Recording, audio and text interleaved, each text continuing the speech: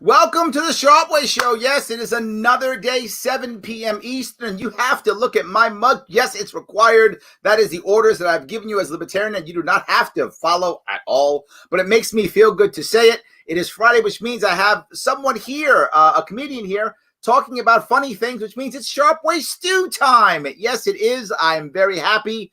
But before we go there, you know what I'm going to ask you. Like, comment, share. Like, comment, share. Let people know this is happening. It's important. How are we going to grow our media if you don't tell people about it? Magic? I don't have magic powers. If I had them, I would, I don't know, make you like, comment, and share more. So I don't have it, so I can't. But if you can't do that, no worries. Support me on Patreon. Patreon.com/SharpeWay. Throw me some money. You got those big dollars? Throw me $100 a month if you got the big dollars. I hope you all have big dollars. If you don't, $10 will do. $25 will do. All good. You can't do that, and support my sponsor. Head on over to theadvocates.org. This is free. Take the test to see where you stand politically and let others know. Let others know. Share it online. Let people see it. Get people to understand that the libertarian way may be the way they are, and maybe not, but it might be. It might be. Another guy who might be libertarian is a guy who's right here with me today. The man himself, comedian, actor, podcast host, all kind of cool things. The man himself, Boris Khaykin. Did I say it right? You did not, but you know what? You were set up for failure there. You were not set up for success. Khaykin. It's a silent K in the beginning of my last name. I was testing you. You got it right. Well done. Yes, Khaykin. That is correct. Well done. You passed my test. The whole country has been testing me the same way. Yes. Well, you got to pass once in a while, so it's fine. Yeah. So good. Yes. I'm glad to have you here, my friend. For more information on Mr. Khaykin, did you get that right? Hiking, like you're going hiking. I'm going hiking, like Mr. Hiking. That's what I said. You okay? Going hiking. Just go to the Boris K on Twitter, and you will see what he is doing, running around this cool area, the Boris K. So one of the reasons why I wanted to have you on, there were many, but one of them why was because you're kind of sarcastic against the system. I like that. Right? Like you talk about Trump, but then you don't really hate Trump, but then you act like you hate Trump, but then you don't really hate Trump. And then you kind of hate Trump, but then you don't hate Trump. So it's like that kind of thing I like. You say things like that. I like about comedians. Am I wrong? No, that's great. I really am fond of that assessment, actually. There we go. Absolutely. So I want to show one which Trump supporters don't get mad. Just this is a good one. There are some Trump supporters still on my show. There are, so don't get mad. But this is a good one. I think you'll enjoy it. This is off YouTube. This is like 2 years ago, if I'm not mistaken. Ahead of my time. Yep, see that? You were ahead of your time. There we go.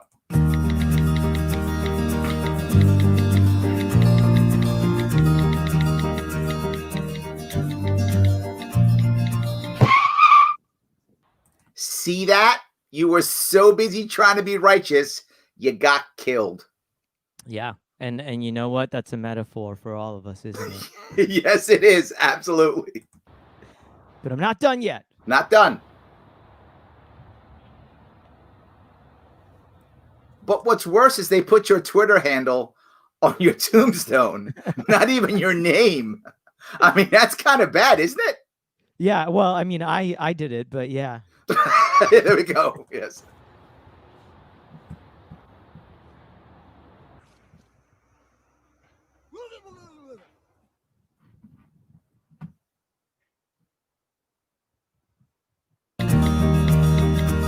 You are just not done, are you?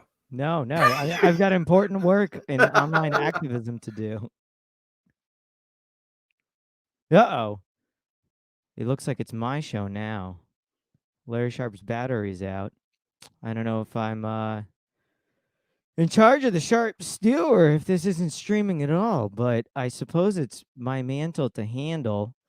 Well, I'll talk about that sketch for the time being until Larry comes back. Oh, good. I've got a friend sending me LOL as a message to the situation. Now, which battery ran out, we will never know. Is he really? He can't be running the show off of his phone.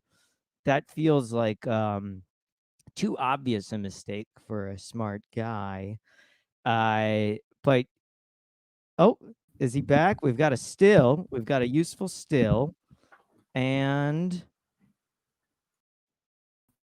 I am back. oh, you are back. I am. I don't know what happened. I all of a sudden got thrown off. I don't know what happened. All of a sudden I got thrown off. But I'm here. My computer didn't love me. All right. Well, you're back. I was wondering what battery ran out on. So all good. It all works. So that was yet another test, Mr. Khaykin, that you have passed yet again. Colors. You are the best. But what I was saying was, you're not done. And I think this is really a metaphor for people who just can't stop being angry, right? Most definitely. I actually had the highest honor with this sketch where I had a target that literally inspired the sketch. A girl that I'm Facebook friends with that posts, righteous and angry stuff all the time, messaged me saying my sketch made her self-conscious about it. Wow. Unbeknownst, was literally the inspiration for this, among many people. And it was like, obviously she didn't know how much of a compliment that she was giving me, considering the fact that she literally inspired it. No, that's actually amazing. I mean, the fact that would happen shows the impact that this kind of thing can have, right? Yeah, I mean, in a very clear, for me, in a very clear personal way, in that instance. I love that. But the other thing though is, right, the idea that we're so worried about being angry at others and not worried about actually making things work, right? I don't want to make things work. I just want to be mad. Right. Well, being mad is sort of almost a tribal symbol, right? Where you're mad and you're together with everyone who's mad and you're against everyone who's not mad, and then it flips around. All right. For some reason, all of a sudden, I am having some trouble with my computer for a second. Hold on one second, guys. I hope I don't go away. I'm gonna try not to go away if I can. Hold on one second. I hope I don't have to go away again. Yeah, I haven't had a lot of stand-up opportunities, so I will just go ham here. You can just riff if you want to, I guess, right? Is that how that works? I guess it's not really, but I will make the best of the moment. You'll make the best of it. I do like that idea. You'll make the best of it. All right, I'm gonna see what I could do. I don't know why I'm freezing up. I will be right back. Yeah. I'll just man the helm. Everybody out there. Well, I could take this moment for promo. That would really be the obnoxious thing to do, wouldn't it? I don't want to do it quite yet. I'm sure I'll have opportunities to do it. In the meantime, what's up, everybody? I'm in New York. I hope you all are doing okay. Feel free to chat, make some conversation. I could swear I muted myself on the Facebook, but tell them to read comments. Oh, I don't hear you, but now there's two. Oh, there you are. There we go. Can you hear me now? Yeah, I can hear you. There we go. It worked. There, I'm back. Easy day. Easy day. I didn't. Yes. The what I wanted to bring up, the idea I wanted to bring up was exactly that. That we're so busy being angry that we're not trying to fix anything. That drives me crazy. Right. Well, I think that usually feels like the priority for people is to signal, have tribal signals that make them feel like they're kind of in an in-group or something like that. Yes. It sucks because I was thinking about this the other day, like with masks, it's kind of the latest thing there, where it's just like such a clear tribal signal, where I'm in Brooklyn, and obviously the thing here socially for the most part is to be responsible and wear a mask. There's obviously people being hypocritical about it, but the thing that signals you're in group is that you wear a mask. But then people take it to this extreme where I have friends that are like, influential or have Twitter followers, and they'll film people outside near no one by themselves with no mask on. And to me, that's like, if you were in New York and you were in Alabama or whatever, you would be the person in Costco screaming at people to not wear a mask, because that would be what would give you that social reinforcement, Well, you did a video, which I don't know if I can show. It's a little bit vulgar, but you did a video about that. And can I just say it versus actually showing it? Yeah, and I do have to give credit. I directed that video, but a guy named Evan Krumholtz is the guy who wrote that video. Yeah, if you guys want to see the video, you can go over to his Twitter feed. There's some nudity to it, so I don't want to put it on because then people get mad at me if I put too much nudity on. But you can go to his Twitter feed, head on over there, check that out if you want to. And it's basically a guy walking, a guy walking with his mask on, texting, and then it's a guy on the side of basically the park who's pleasuring himself nude. Right? Did I say it nicely? It all checks out. Here we go. He's pleasuring himself nude, and a guy stops, looks at him, and goes, "Guy, where's your mask?" So the guy just puts his mask on, continues to pleasure himself, and the guy walks away. That's all he cared about. He didn't care that some guy was literally naked in the park pleasuring himself. He didn't care. He only cared, got a mask on, and then walked away. This is what you're talking about. Yeah, it's typical New York. You know, the other one I noticed, I was walking with my wife, and like I wear a mask when it's somewhere crowded. I wear a mask when it seems like the courteous thing to do. But if I'm going around outside and it's not very crowded, I might not wear a mask. And I've noticed a really interesting thing, which is I will pass people, and if they have their like not handkerchief, bandana or like something, or like their mask, and it's on them but it's down.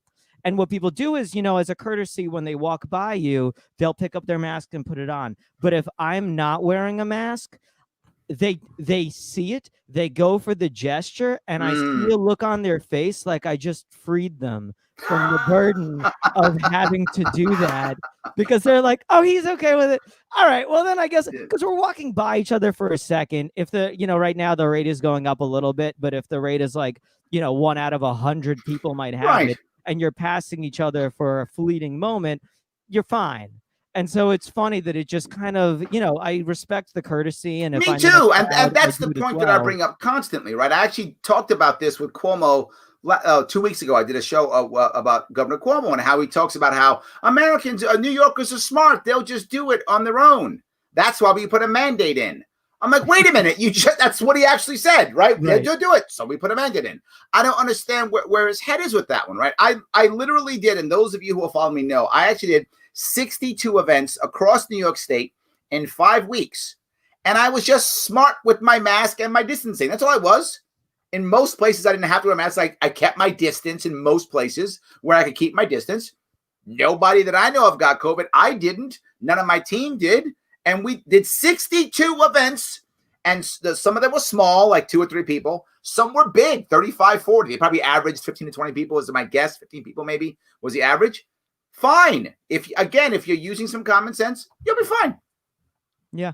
I mean, that's the thing, is just keeping I think the biggest problem with anger to me isn't even the idea of anger. It's the fact that it makes you stupider. Like, yes. I don't think it's bad to be angry, but it is bad to be stupid. And when people are at their angriest, I mean, their IQ visibly goes down. Like, nobody's operating at their highest level when they're pissed off. I definitely am not. And I think it's like, yeah, people are like, we have a right to be mad. We have a right to be mad. And I'm like, you do, but you don't really have a right to be stupid when you have an option to be smarter. And that's what happens when you get real heated. I want to go to another one you talked about here. And this is one where you have your buddies are having to shake hands, the epic handshake, right, during Corona now. Oh, let me do this real great, because this is something I will. Oh, yeah, go for it. Yep. Boris? Justin? You son of a bitch.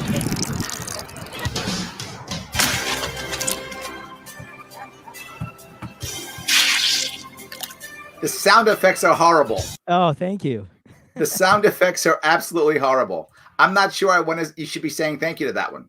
Yeah, I squozed them myself. That was terrible. Yes, that was horrible. So, but I'm a Foley artist. But when we still, the point I brought with this one is we still want to connect.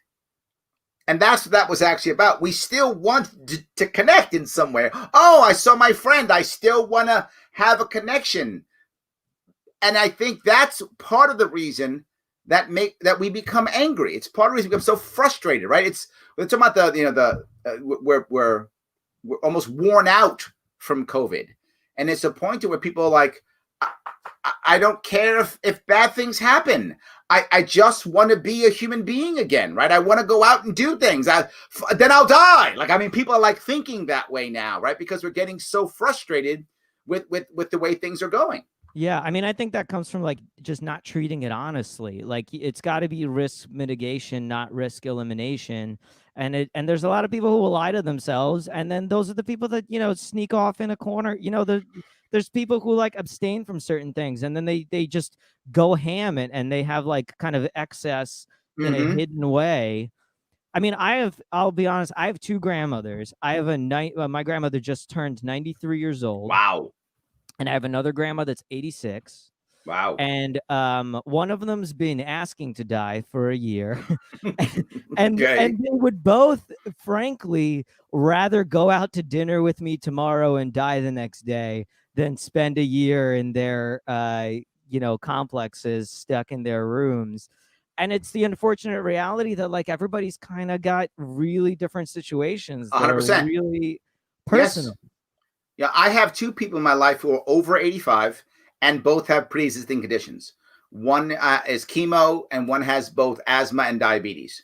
I don't go see them, right? I don't go see them because I am worried that if they get COVID, they're probably going to die, right? I mean, they're exactly the group of people who are affected worse by this thing. So I don't go see them. And I will drop stuff off sometimes because I have a car in New York City. And those of you who don't live in New York City know a lot of people don't have cars. But I have a car, so I'll drop stuff off sometimes for them. But when I do it, I literally have a mask on, gloves on. I put it at their door, put a can of Lysol on top. I'm not joking, literally like a can of Lysol, and I walk away. Why? Because they're worried, because they are concerned.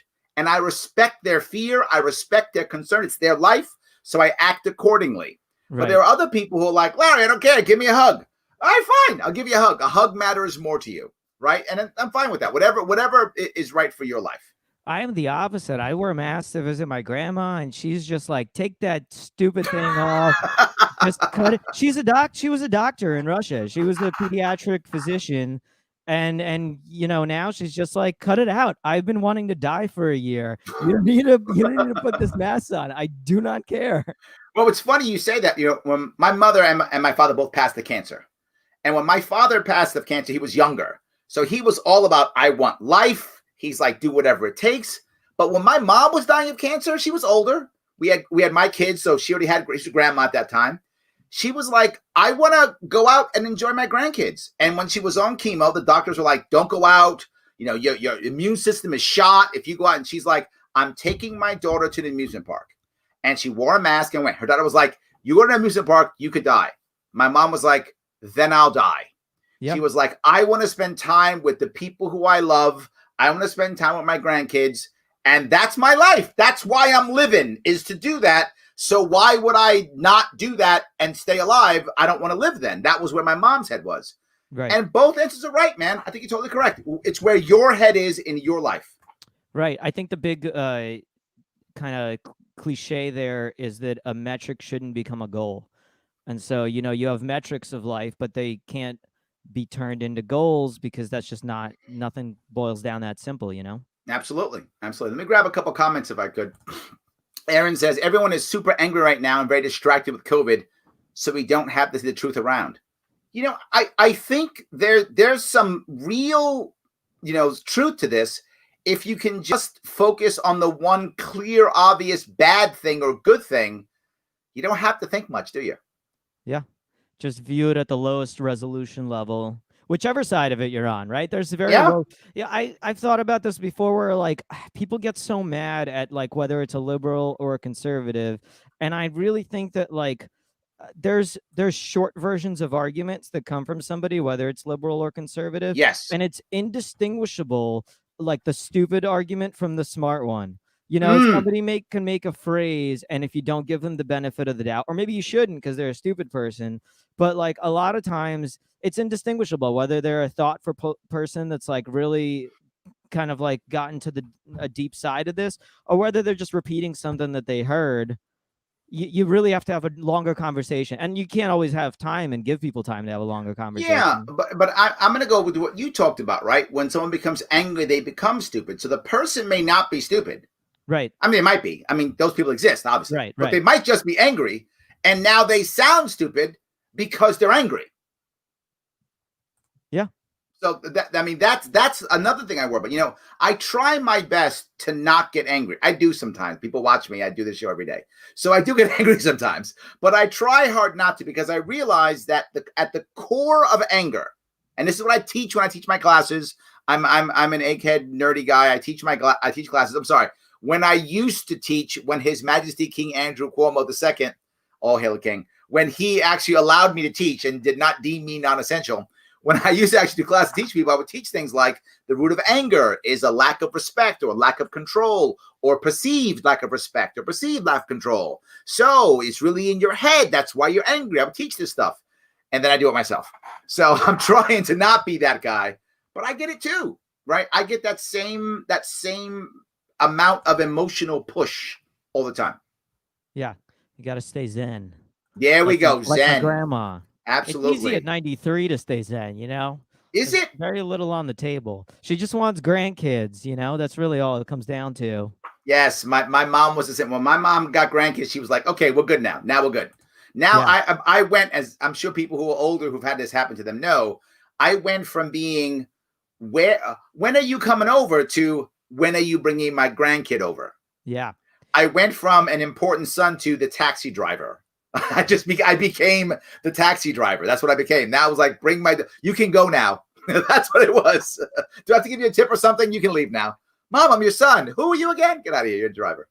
That's what kind of happened to me. So Yeah, yes. It's interesting how that skips to it's great grandkids, actually, is what I meant, but it really skipped. I'm married now, but it really, once I hit 30, it really skipped from when are you getting married to just have the grandkids.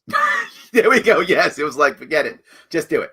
It honestly solves a lot of stuff too, because my grandparents are like old, you know, Russian Jewish women, and my wife is not Jewish, and they could not, you know, care less now. There was a point where in my mid-20s, they're like, yeah, but you know, it'll be simpler if you, I don't know if I'd say atheist the same way I don't really say libertarian. It's just too much attached to it.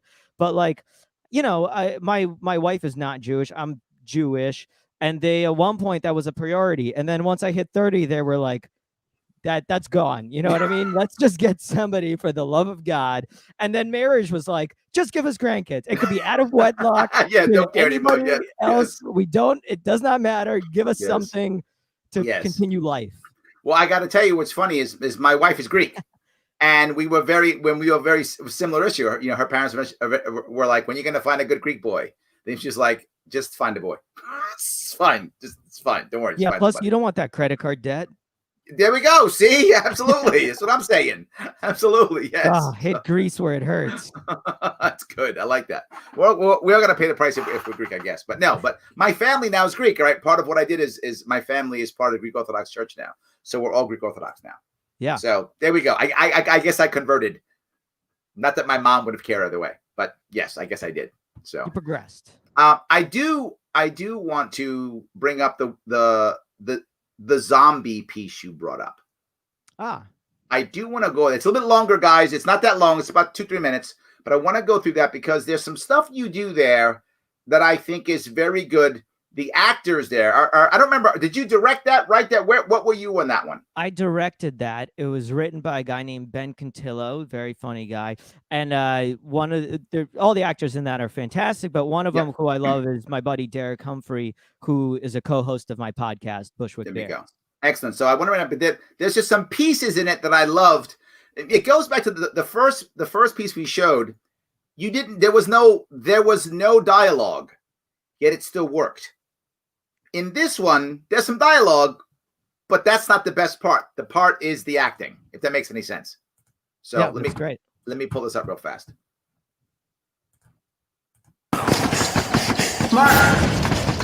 It's a zombie apocalypse.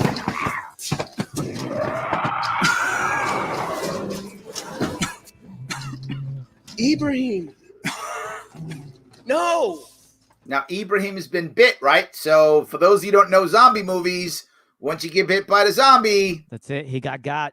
You're going to turn into a zombie now. It's too late for me. In a few moments, I'm going to end up like all of them out there. Mm-hmm. I need you to. No, I can't, man. Please, Mark, it's the only way. Everybody, right? Everyone knows you got to kill a guy. You got to chop him in the head, kill a brain, right? For you zombie aficionados, you know that, right? You got to get rid of the brain. I can.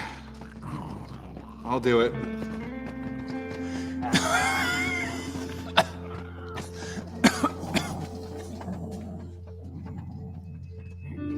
Inshallah.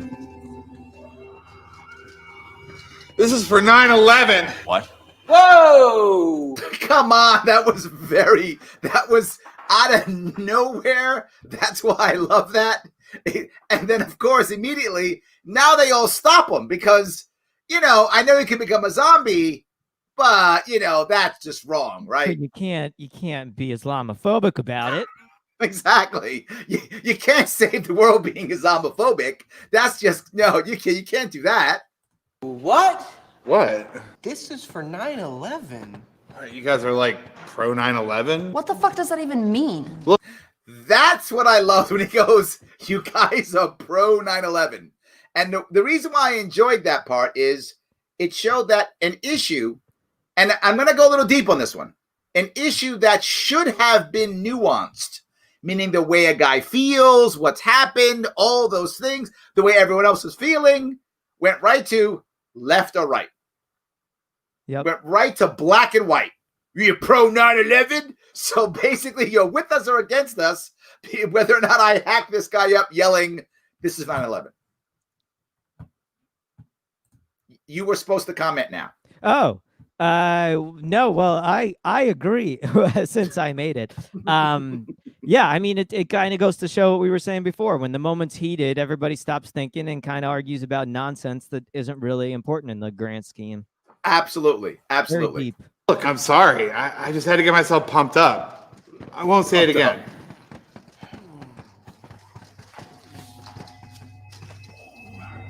Look at him. He's still thinking it. This guy, he's still, look at the face in this guy. He's so into it, right? He's like, yeah, it's not, and everyone knows he's into it. It's terrible. But there's a part of me though, right? As I see this happening, that goes, who cares, right? But there's a part of it that goes, yeah, it's kind of messed up. Like, I'm actually torn watching it, if that makes any sense. Yeah. Were you thinking it? Look, I don't think it's anybody's business what I was thinking. But yeah, I was. Jesus, dude. Most of the guys who did 9/11 were from Saudi Arabia. Yeah, Ibrahim's from France. No, he's Palestinian. You know what? Let me do it. No thanks. Yeah, I don't know, man. It feels weird. I don't love the optics. Is this because I'm Jewish? Yeah, pretty much. But Yeah, and I don't love the optics. Who's watching? Your Right? conscience, I mean, that's sort of a thing, is that we're all kind of performing now, Yes. Lot And I of remember a performativeness. while ago, and this is something that's kind of funny. Now, I remember a while ago, it was maybe 10 years ago, give or take, there were a couple of university professors who did some, studying and whatever they did with a bunch of teenagers. And they found that a lot of teenagers, and this began with some of the teenagers watching reality TV, that many of them were acting like they were on a reality TV show in their everyday life. They were so accustomed to seeing that and repeating art or thinking that's how life is, that they began to start acting like they were on reality show TV, even when they weren't, talking to their friends that way, things like that. And then all of a sudden now, this mass of social media, and man, we were ready for it, right? Not me, I'm an old man, I wasn't ready for it. But the youngsters were ready for it because they already began to act that way. Now here comes social media, and I'm an Instagram model overnight. You know what it's sort of like is the critique that men have sort of, sex has been perverted in their minds because of pornography. Mm-hmm. And it's sort of social interaction has been perverted in the same way due to the fact that so much of it takes place online where it's for an audience constantly. That's why, like, I don't get into really, like, I like to make jokes. I like it, if I will often make a joke and somebody from one side or another on Twitter or Facebook will comment in a way that either takes it seriously or tries to turn it into an argument. And I do my damnedest to double down. And I think it's the kinder thing to do. I do my damnedest to double down in a way that tries to make the joke more obvious to the person, where I'll go stupider, giving them a chance to go smarter and realize that it was the joke, and just to avoid at all costs turning into a discussion just because it feels fruitless. It just feels like there's no way. The aspect is so performative that it's a lost cause to try to do it in that medium. It's funny, everything you're saying is making me think two sides, right? One side, I'm saying, when you have, as you said, kind of perverted, our social interactions here, right? So many things are high drama. Everything we watch on TV has to be higher or higher drama. Otherwise, we don't watch it, right? I'm not going to watch a boring show. If you watch a movie from, say, 1966, and then watch a movie today from 2016, say, 50 years apart, the amount of action in the 2016 movie, night and day. I mean, night and day. If you watch a movie in 1966, the beginning is often slow. It's explaining, it's getting you to get involved in the characters, it's all that kind of stuff. Every movie in 2016 begins on, right? I'm using that as a spot, but begins with high drama. That's the first scene. If it's an action movie, it's an explosion when a partner gets killed, right? If it's a romantic comedy, it's when he lost his first love, or why his mom yelled at him. There's high drama up front. And that's where we've been for a long time. All of a sudden now, if we see this, if my girlfriend, boyfriend, whatever, isn't high drama, am I missing something? Do I have to find it someplace else? Does he or she really love me? Is this what it's like? It's a problem. Yeah, I mean, I think it's distorted a lot of people's relationships. It's interesting because I recently watched for the first time on a plane Citizen Kane. Yep. And it doesn't fall into that. I found it extremely engaging, and I will watch older movies where I'm like, oh yeah, no, this does not hold up in the same way. Just literally the pacing. And in some ways it's good, right? Like movies today are that way because they're competing with a lot of other content. They're competing for marketing and everything like that. But yeah, there's kind of like a substitute for actual quality content, which is just adrenaline stuff in whatever form it is. Okay, people are mad at me. They want me to get back to the movie. Sorry. Okay, I'm gonna be good. We got to stop talking. You see, you're boring. You're 1966. See that? I'm 2016. Let's do this. Here we go. I mean, it's the optics. Exactly. The optics. Look, someone's going to have to do this or else he's going to turn into one of those things and start eating us. You have nothing to worry about, Josh. I'm a Muslim, and we don't eat big, fat fucking pigs. Okay, what? So everybody's okay with body shaming now? All right. That, I love that part too, right? So body shaming's okay. So now he's the victim now too. So everyone's got to be the victim, right?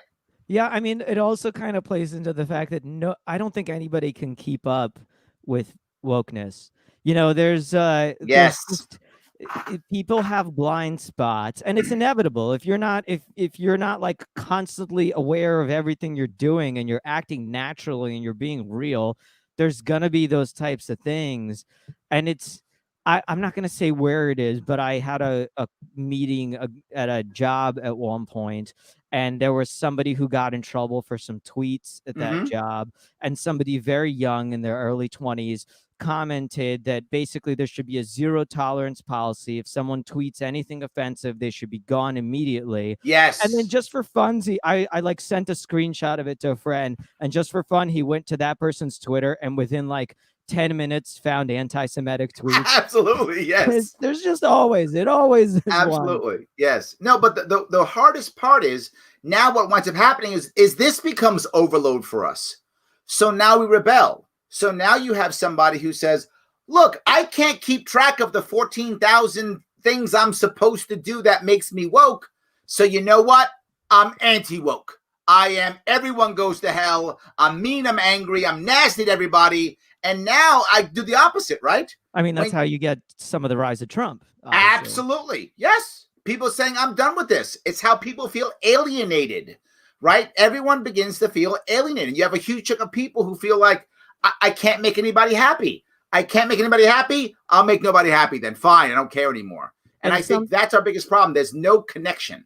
Right. And there's a cynical version of that, but there's also the honest version of that, where there are people that no matter what you do, they're using it as a grasp of power against you, not as some sort of actual, handling a conflict. And so, yeah, you're actually calling their bluff correctly. Yes. All right. They're going to get mad at me. They're saying at this rate, we're going to finish the video by the time the vaccine comes out. I find I'll play the movie. Look, they'll give me hell.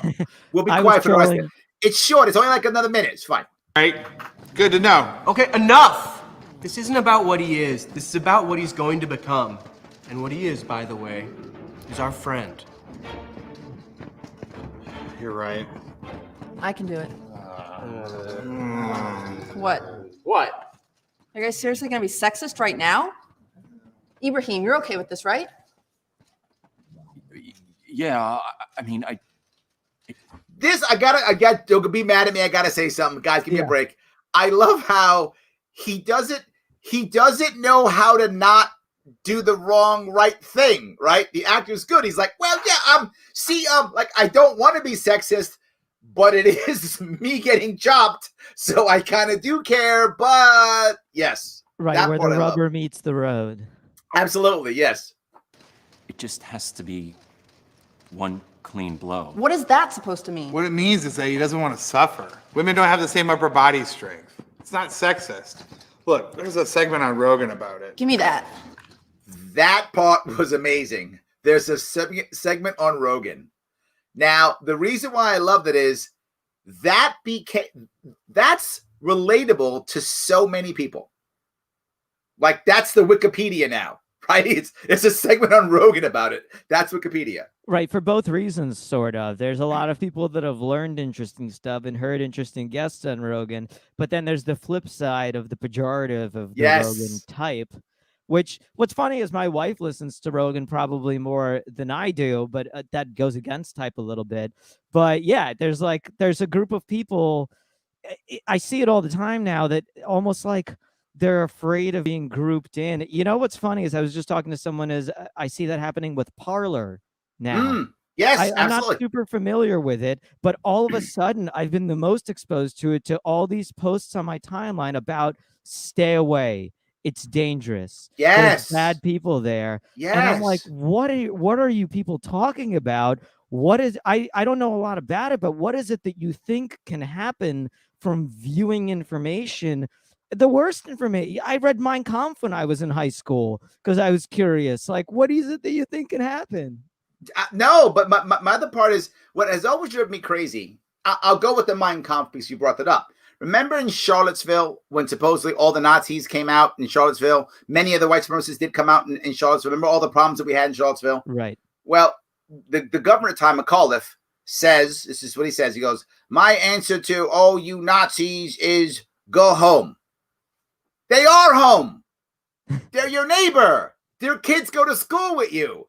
So if there are bad people and Nazis in the world, and there are Nazis in the world, if there are Nazis in America, avoiding them on Parler isn't going to make them go away. We fought a war against Nazis. 50 million people died in that war. We occupied a country for 70 years, and guess what we still have? Nazis. It didn't work. Right. We have to destroy the idea of Nazism. Killing Nazis doesn't work because we just make more of them. So we have to destroy the idea of Nazis. It has to be a conversation. The best way of not having Nazis is people not wanting to be Nazis. That's the way we stop it. It's literally that simple. Now, that's not easy to do, obviously. But I sure as hell can't do it if I don't talk to people. Right. And there's also the unfortunate reality that there's probably other things that you don't want Nazis doing aside from just being. You want to stop them from enacting certain ideas and behaviors. Right. But in the end, there's also, to me, sort of an idealistic view where we're going to eradicate racism. I don't know if that's such a realistic goal or even one that's worth pursuing compared to taking the power away from those people. It isn't worth pursuing because people are always going to be biased or prejudiced against the other in every way, shape, or form. The issue is, are we going to say that if I want to make a change or not like something or somebody, am I going to resort to violence or government? or am I just going to use my association and my example to make things right? Right. That's what we want to do. Am I going to use my freedom of association, my freedom of speech and example to make things right, or to avoid the person in either way? Yes. It's not about strength, it's about technique. Oh, excuse me. I took an axe throwing class in Bushwick. Now, hold on. She took an axe swing class in Bushwick. Now, that's a Brooklyn thing that, like, nobody, unless you live in New York, is going to actually get that. There's a class for everything in Brooklyn. And I mean everything. Someone will teach you anything in Brooklyn. By the way, those of you who don't know, Bushwick is in Brooklyn. They will teach you anything in Brooklyn. It doesn't matter where it is. What you want. You're like, you know what I was thinking? How in the world could you wrap a golf club around a tree? There's a class for that. Just go on Craigslist. There's one. Guaranteed. So that was a very local joke, guys.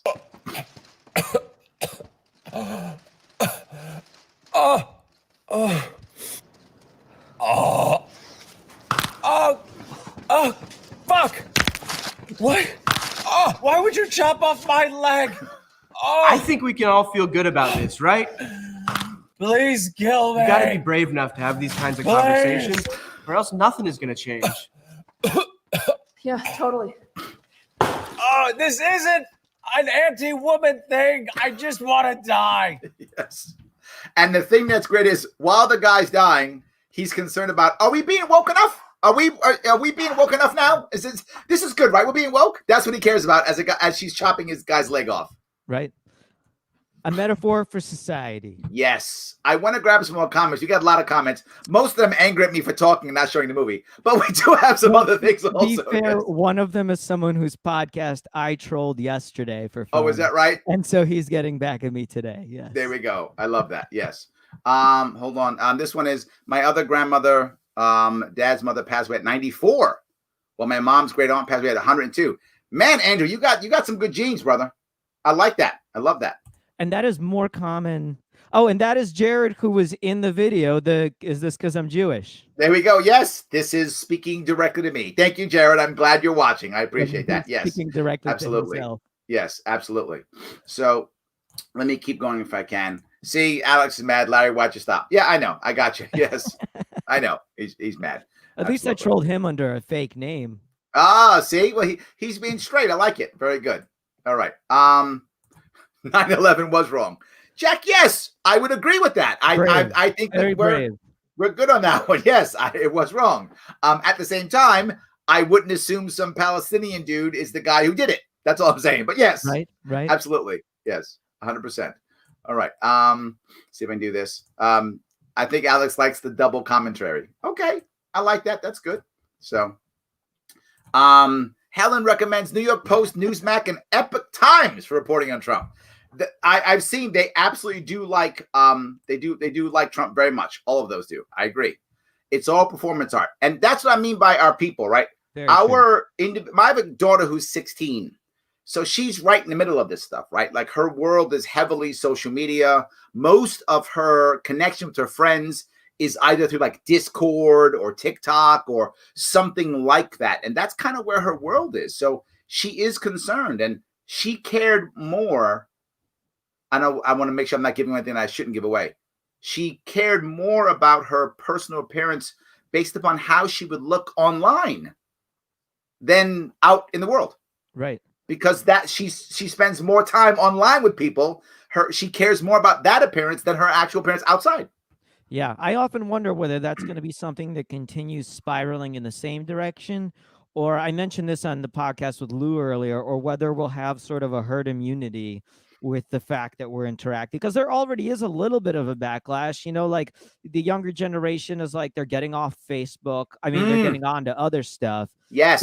But I wonder if it's going to be something that like, we're just going to have to learn to overcome, or like we'll inevitably learn to overcome. Because I don't know. Right. I mean, think about how, when the phone came, there became phone etiquette. Right. Right. there became phone etiquette. Now that's not even a thing anymore. Now there has to be internet etiquette or whatever that is, right? And that was the thing too, is people like talking, yapping on the phone. That was like an 80s, Valley Girls with the cord tied around their Absolutely. finger, walking around. That's not really a thing anymore. And we barely talk on the phone. We miss talking on the phone now. Absolutely. Yes. In fact, even in business, right? Where it used to always be phone. I mean, this is how I do business meetings now.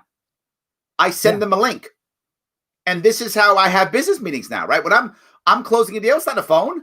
I close the deal this way or via email. I don't close the deal on the phone anymore. I haven't closed a deal on a phone in years. I don't do it anymore. And it's preferable, though. I mean, just in general, the more information you have, we're not measuring all these different inputs that we're getting from social cues and from seeing somebody on video. Yes. It's better. It's better than on the phone. Absolutely. Paul says we should blame Michael Bay for the crazy action. It's all his fault. That's fair. I think he holds some. I would say fair. I like that. I find him bittersweet. He's given us some good stuff, but I was just talking the other day about like Transformers and stuff where like there's so much money on the line for certain scenes where they just don't have the budget to like redo basic human interaction. Yes. So you have really cool, big, epic scenes, and then just basic human emotions are kind of like, why didn't they just do a second take of that? That was so strange. Well, this is Stephen brings up, right? Yeah, but on the other hand, they will spend an entire TV episode on side character in a show you care nothing about. This is a piece I think Stephen's right? There's so many series out, right? My wife and I the other day are looking at either Netflix or Amazon Prime, whatever one we were looking for. And she's like, I kind of want to watch just like a regular movie. I don't want to have to think too much. I want like a fun movie. I was like, fine, whatever you want. So she's looking through. She's like, oh, that's a series. Oh, that's 3 seasons. Oh, and like everything she was trying to find was a series, right? There wasn't just, in this case, there wasn't really just a movie that she wanted to watch. And because we have so much of that, we start having the character development episodes, right? Where we try to develop a character. Stephen, the reason why they do that is they're hoping you'll like it, so there's a spinoff.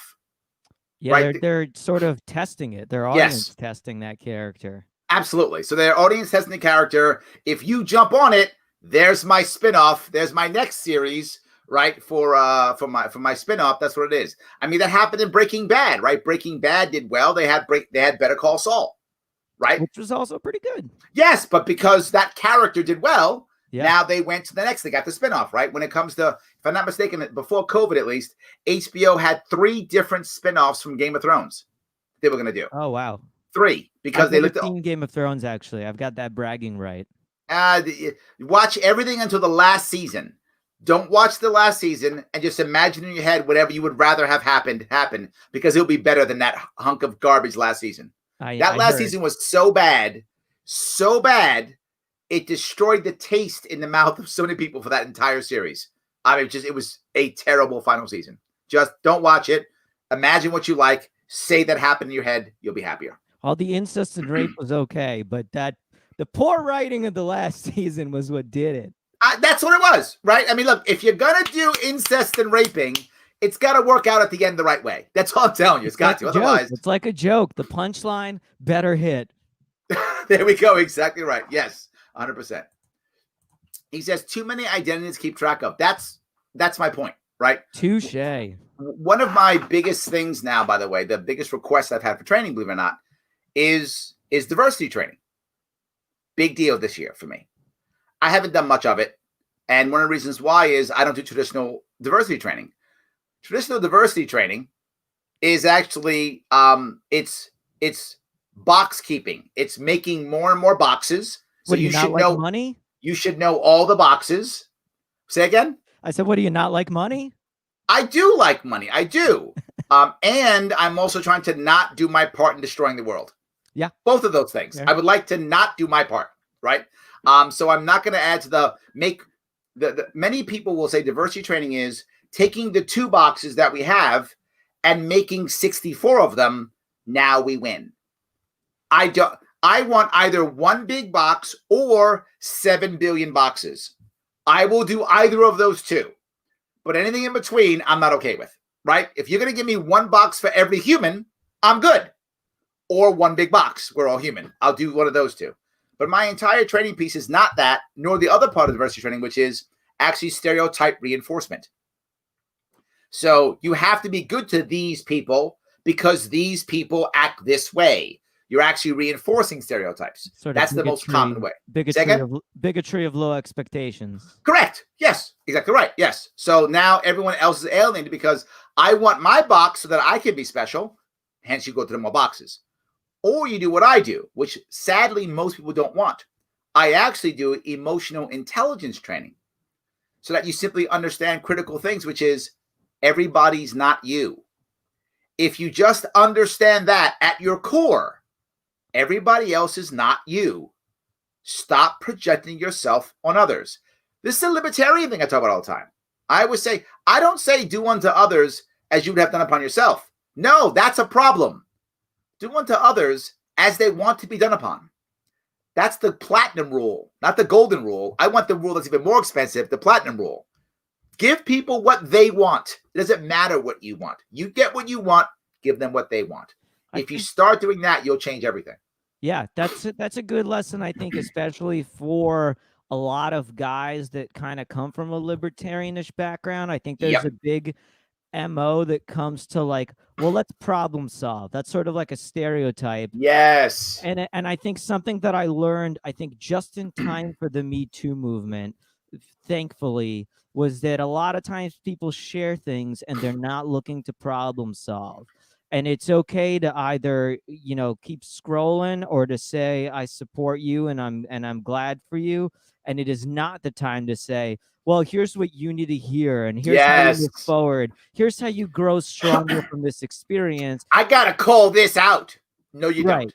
Nobody's interested in it. Yes. They're posting it to get their like and for you to move on. Yes. And I think if I could say anything to 18-year-old me, it would be that sort of lesson. I think I had a lot of awkward moments and ruined a lot of potential connections with women where I could have just kept my mouth shut. Well, I would say if you know, some people ask me about what I think about certain people, and I don't say anything. And they're like, why won't Larry hate this guy? They want me to hate somebody or to love somebody. Larry, name names. And I just say nothing, right? If I don't have anything good to say about something, I just say nothing. I don't have to call bad behavior out. I don't have to attack somebody if it's not going to change their mind or change anything. It just makes the enemy now. So I keep my mouth shut. I say nothing, just nothing. But my wife and I, you know, my wife has been together 20 years now. And the time we've been together, we've been able to learn how to communicate better, right? So very often, literally, I'll ask her things like, do you want my opinion? Like I'll ask her that, right? And she'll sometimes give me cues now. We've been together so long. She'll say, before she starts talking, she'll go, Larry, can I vent? That means, shut up. I don't want an answer, right? When she says that, can I vent? I go, yeah, go ahead. Now my job is to go, wow. Oh my God, really? That's my job now. And that's what I do. I don't try to solve her problem because she's not asking for it. When my wife wants my opinion, she'll often say, can we talk about this? Or she'll say, I need your help. She'll say that when she wants my opinion. She doesn't always want my opinion. This exactly is valuable, right. Yes. Valuable advice. I'm 9 months in. Yes. I got married into the pandemic. Yes. Here's what I will. I can give you some good advice. I hope you'll take it, but maybe not. But who cares? But I'll give you some anyway. Remember something. Your wife is not your friend, and that may sound crazy, but she's not. She doesn't require your guidance. Doesn't require you to do those types of things. She's your wife. She's your partner. What she needs from you is two things: love and respect. Her, more love, but also respect. Those two things. That's it. You do those two things, you can be better off than if you try to fix her or give her help or be her friend. You'll be her friend by default. You'll be her lover by default. But just those two things, the rest will work. But sometimes I got a roaster, Larry. I got a roaster. If you do it with love and respect, it's fine. Always. That's the issue. We only roast the ones we love. I tease my wife all the time. My wife and I sometimes vulgar at each other in front of our kids. But it's always laughter with love and respect and fun. That's the two things. Love and respect. The rest happens on its own. Those are the two things to remember. I don't want to fix my wife. I can't fix her anyway. If I wanted to fix her, I should have married her. Yeah, for me growing up, that's sort of my love language is criticism. I've said this to friends before, but it really is. I came up in a household that argued at the dinner table, argued politics, criticize, like, right away, if I come home and I gained weight, I'm going to hear it, or whatever it is. My beard looks stupid. I'm going to hear it. And it's one of those things where, now I have a circle of friends that I've gotten to be a little bit more measured about it, where I understand when it's appropriate, but also I've gathered a group of friends that appreciates that and knows that I don't criticize people that I don't love. I don't care about them. I like that. I'm not I don't trying care to about fix them. the world. I like that. I mean, I care about them as much as I care about any random person, but it's the people that I'm close to that I want to be like, this is not you at your best self. I want you to know that, because you can be at your best self around. I got you. I love it. Chris says social media is divisive and tribal. I think that's true, but so are humans in general. Shut up, Chris. You don't know what you're talking about. There we go. Perfect. I think most of them are, right? I think most people are. But tribal doesn't mean that we have to be fighting each other, right? Tribal, we create tribes over everything. We create tribes over baseball teams. We create tribes over, TV shows we watch. You agree on a set of rules in which you have that conflict. And many of us are part of several tribes, right? We're part of a tribe for this, a tribe for that, a tribe for the other thing. So, and even in olden days when we had tribes, we would marry into tribes to make the tribes bigger, right? We would, join together, trade between tribes and have a lot of value. I think we can still do that. Absolutely. But Larry, that's the problem. There's no connection. Yes. Right. I always say this. People care how much you know only after they know how much you care. You've got to connect first, then they'll hear you. You don't connect, nobody hears you. Nobody does. I mean, and you're asking what the solution is. I will tell you what the solution is. Lower lib, whatever, whoever that is, I will tell you. It is finding a common goal and then discussing how you get to a common goal. That's the solution. That's it right there. So I asked this question. Good. The Rogan references, I think he means great, not greasy, but that's okay. It could be greasy too, Paul. I'm okay with both. Yes, I'm okay with both. The Rogan type. Yes. I got to tell you, that's a thing. Like, I was on Rogan, right? And when I was on Rogan, that was my most popular of all my social media I did was Joe Rogan. I must have got 700,000-800,000 views from it, some crazy amount of. The Tonight Show. It's today's Tonight Show. Absolutely, it was great. Happy I was on it. It was a great thing for me. I still get recognized today on the street in New York, and it's almost always from Joe Rogan. Sometimes not, but out of 10 times I get recognized, 6 is from Joe Rogan, and it's always exactly the Joe Rogan type. It is. It's a young male who yells, "Larry Sharpe, wriggling cannabis like onions." It's that like every other time. It is. It's so common. Well, you're winning on that one, right? A lot of legislation passed over the past couple weeks. It's true.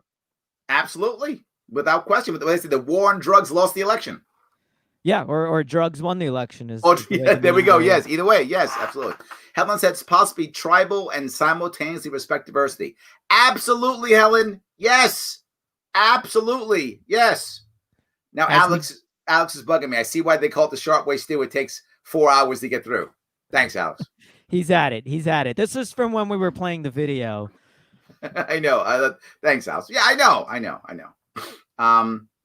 This is when Mein Kampf was actually available to read in high school. Yeah, it's now available in Germany now.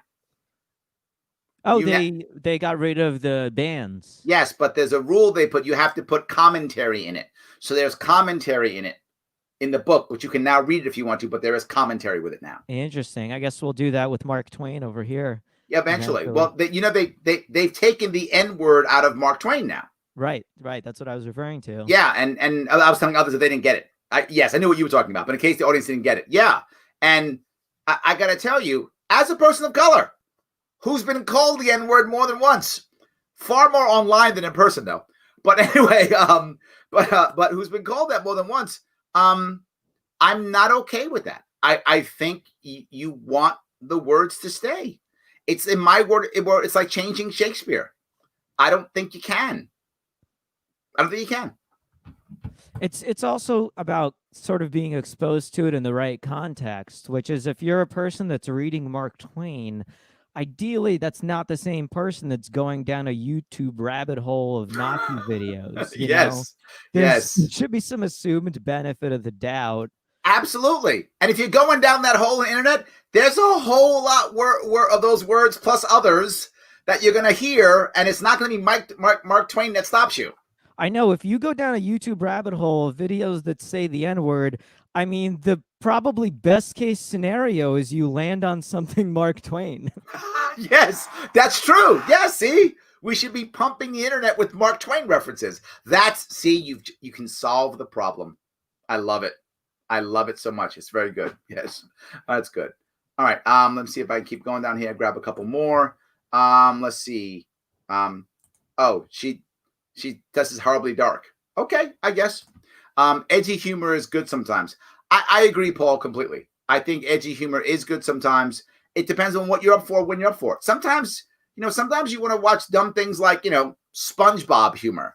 And sometimes you want to watch dark humor. And sometimes you want to watch you don't want to watch humor at all. You want something serious. Yeah. I think it really depends where your head is. You know what's something interesting, especially with not just edgy, but, potentially offensive humor?